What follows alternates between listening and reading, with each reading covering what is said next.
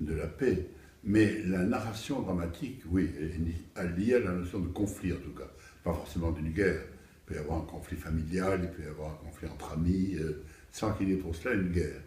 Mais c'est vrai que drama veut dire action, et que chaque fois qu'on se lance dans une aventure dramatique, il y a forcément un désir et un obstacle à ce désir, quelqu'un qui y fait obstacle.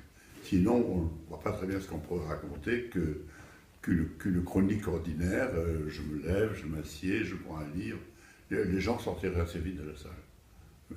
Les mots ne peuvent pas grand-chose pour quoi que ce soit. Ni pour la paix, et ils peuvent beaucoup pour la guerre, quelquefois. Parce que, comme vous l'avez peut-être vu dans le livre, la guerre a été chantée sur tous les tons. C'est-à-dire louée, elle a été mise au sommet de la pensée humaine et de la beauté, quelquefois. Les textes sur la beauté de la guerre et sur comment dire, ce que la guerre peut nous apporter, d'héroïsme, de courage. Ouais. Tous ces mots ont été utilisés à foison. La paix, non, on parle très très peu de la paix. C'est ce qui m'a incité à y réfléchir et à écrire sur ce thème.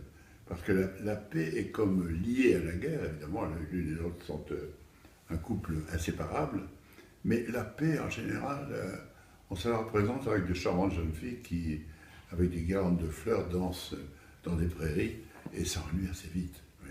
Tandis que la guerre paraît être un élément, la guerre, le conflit en général, l'hostilité, paraît être, ne serait-ce que qui a peur de Virginia Woolf, par exemple, qui est une guerre domestique entre deux personnes, paraît être plus incitante à suivre le déroulement de l'histoire. Oui, encore une fois, à quoi servent les mots? Est-ce qu'ils servent seulement à nommer quelque chose? Vous savez, c'était la première réponse que faisait Confucius quand on lui demandait si vous avez le pouvoir absolu, quelle serait votre première décision? Il disait, je réunirais les gens compétents pendant le temps qu'il faudrait pour nous mettre d'accord sur le sens des mots. Parce que même dans le mot guerre et même dans le mot paix, tout le monde ne met pas la même chose. Dans le mot démocratie non plus. Dans le mot liberté non plus. Dans le mot, je ne sais pas, caméra peut-être. Il y a des sens différents. Donc il faut se méfier des mots car on peut les utiliser à différentes sauces. Et quelquefois même dans des sens tout à fait opposés, puisqu'on a parlé de faire la guerre à la paix. C'est quelque chose qui a été dit.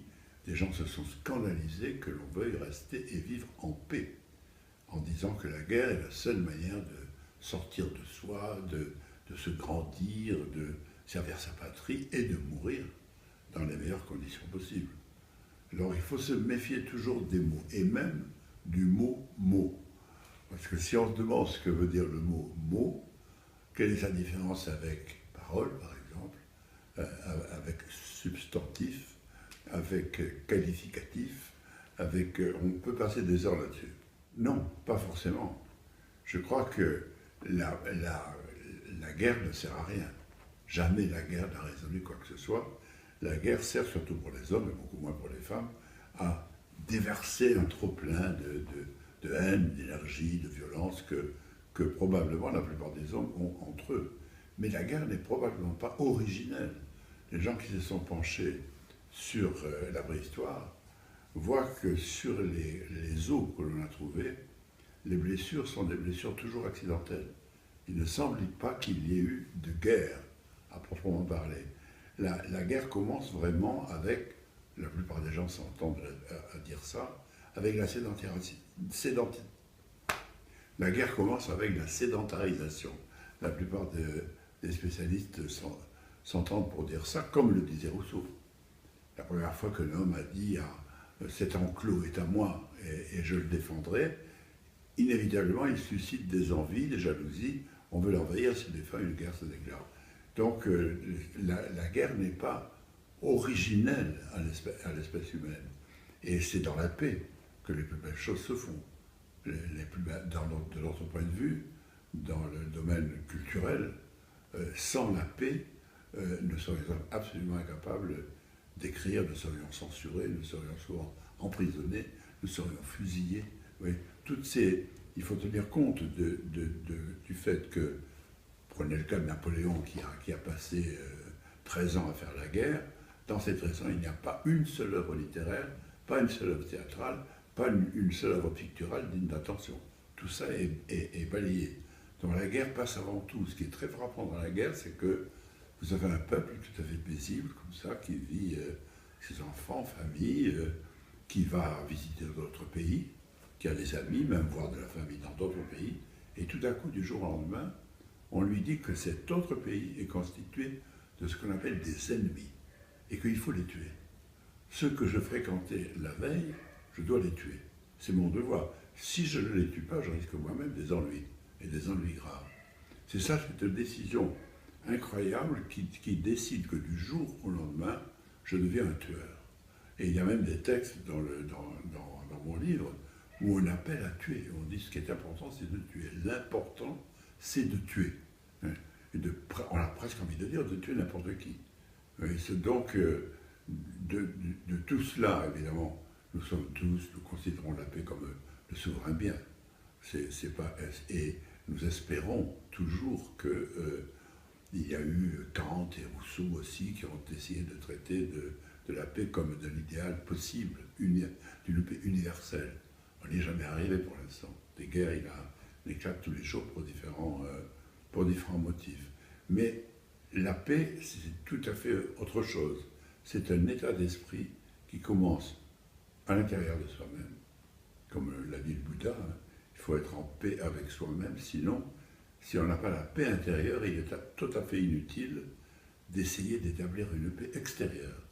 Regardez, on en voit souvent à la télévision, des discours d'Hitler, hein, où il est animé d'une espèce de rage, il monte les poings jusqu'à un point culminant, il hurle sa haine, et tout ça pour parler de la paix. Jusqu'en 1939, c'est de la paix, nous voulons la paix. Mais il hurle tellement, avec une telle rage, que cette paix ne peut être que la guerre. Vous voyez, en fait, c'est la guerre qui l'appelle, et non pas, comme il le prétend, la paix. Ces images d'Hitler montrent très clairement qu'il n'est pas en paix avec lui-même. C'est-à-dire qu'on attribue toujours aux autres la responsabilité de la guerre. Hein, nous avons déclaré la guerre à l'Allemagne en 1939, c'est nous qui l'avons déclarée, mais parce qu'elle avait envahi la Pologne, laquelle était notre allié. Donc il y a toujours une bonne raison pour faire la guerre. Ouais. Et la paix, c'est nous qui la faisons parce que nous n'avons envie que de la paix. Mais c'est une paix que nous souhaitons toujours victorieuse. Or, pour qu'une paix soit victorieuse, il faut qu'il y ait eu une guerre. Sinon, il n'y a pas de victoire. Moi, je suis toujours très frappé par une phrase du Mahabharata que je développe là-dedans. Un dieu demande à des hommes, donnez-moi un exemple de défaite. Et la réponse est la victoire. La victoire est une défaite. D'abord, c'est une défaite pour l'autre, qui était la veille mon ami, mon voisin, voire mon cousin. Et c'est une défaite pour soi. Parce qu'inévitablement, le vaincu voudra prendre sa revanche. La victoire de Donald Trump est une défaite pour Trump. Du premier jour, j'ai dit ça. C'est une véritable défaite pour lui, parce que dans 4 ans, après tout ce qu'il va faire, s'il fait ce qu'il a dit, la victoire reviendra aux démocrates de toute façon et pour longtemps. Vous voyez, ces certaines victoires sont des signes absolus de défaite, comme ça a été le cas pour l'Allemagne nazie, ou pour le Japon. Écoutez, je n'ai jamais écrit un livre pour pousser à la guerre. Tout ce que j'ai, ni un film. Quand j'ai écrit La controverse de Valladolid, par exemple, c'était justement pour réfléchir sur cette notion de l'autre, parce que la guerre a toujours à faire avec un autre qu'on ne reconnaît pas, qui n'est pas moi, qui n'est pas habillé comme moi, qui ne mange pas les mêmes choses, qui n'adore pas les mêmes dieux.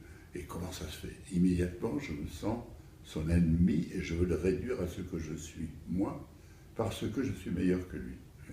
Alors, de ce point de vue, j'ai fait énormément de choses dans ma vie pour essayer de combattre cette vision de l'autre. Et chacun de nous fait de son mieux. Moi, je ne connais pas autour de moi cinéastes ou d'écrivains ou de peintres qui, comme autrefois, comme c'était le cas pour Maurice Barrès par exemple, brandissent un étendard en disant allons faire la guerre et allons tous les tuer. Autour de moi, je n'en connais pas. Mais nous en connaissons dans d'autres religions et traditions que la nôtre. Ça n'a pas disparu de l'espèce humaine. C'est pour ça qu'il faut toujours se battre.